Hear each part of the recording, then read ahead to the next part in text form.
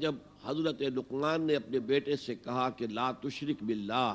ان الشرک لظلم عظیم، اے میرے بچے اللہ کے ساتھ شرک مت کیجو، اس لیے کہ شرک بہت بڑا ظلم ہے۔ ظلم کے معنی عربی زبان میں ہے وضع الشیء فی غیر محلہ، کسی چیز کو اس کے اصل مقام سے ہٹا دینا،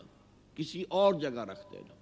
تو شرک دو صورتوں میں ہوتا ہے، یا اللہ تعالیٰ کو اس کے مقام رفیع سے گرا کر مخلوقات کی صف میں لے آیا جاتا ہے، یہ ظلم عظیم ہے، اور یا مخلوقات میں سے کسی کو اٹھا کر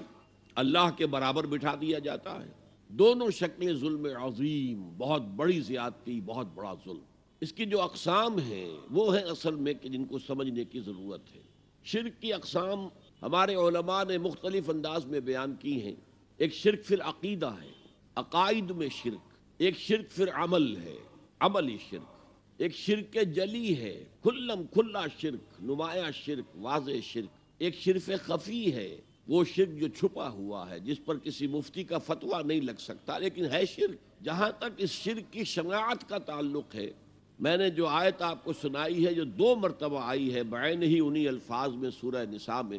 اللہ تعالیٰ نے ارشاد فرمایا ان اللہ لا یغفر ان یشرک بہ، اللہ تعالیٰ اسے تو ہرگز معاف نہیں کرے گا کہ اس کے ساتھ شرک کیا جائے، ویغفر ما دون ذلک لمن یشاء، اور بخش دے گا، معاف کر دے گا جو اس سے کمتر ہے، جس کو چاہے گا۔ یہ بھی اوپن لائسنس نہیں ہے کہ باقی جو چاہو تم کرو، پیشگی معافی کا اعلان ہے، نہیں، جس کو چاہے گا بخش دے گا، لیکن یہ کہ شرک کو وہ معاف نہیں کرے گا۔ ایک بات میں اور چاہتا ہوں کہ پہلے سمجھ لیں، ہمارا دین دین توحید ہے،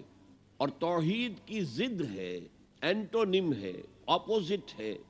شرک۔ یہ شرک ہر دور میں نیا بھیس اور نیا لبادہ اوڑھ کر آتا ہے، اور اس کے لیے بڑی حقیقت بین نگاہ کی ضرورت ہے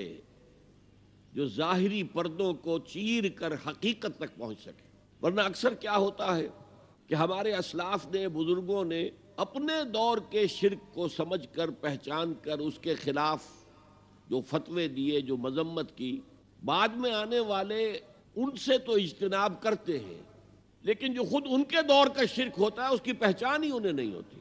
لہذا اپنے کئی انتہائی موحد سمجھنے کے باوجود وہ شرک میں مبتلا ہوتے ہیں، اس لیے کہ انہیں اس شرک کا احساس ہی نہیں، ادراک ہی نہیں، شعور ہی حاصل نہیں۔ چنانچہ اس کے لیے وہ نظر چاہیے جس کو شاعر نے کہا ہے بہر رنگے کے خواہی جامہ بھی پوش من انداز قدت رامی شناسم، تم جس رنگ کا، جس وضاقت کا لباس چاہو پہن لو، میں تمہیں تمہارے قد سے پہچان دوں گا۔ تو قد سے پہچان لینا یہ ضروری ہے شرک کے معاملے میں کہ آدمی یہ سمجھے کہ ہمارے دور کا اصل شرک کیا ہے، ورنہ وہی ہوگا جو میں عرض کر چکا ہوں کہ وہ گزشتہ ادوار میں علماء نے شرک کی جن قسموں اور صورتوں کی نفی کی، تردید کی، ان سے تو بچ رہے ہیں، لیکن اپنے دور کے شرک میں کھلم کھلا ملوث ہے۔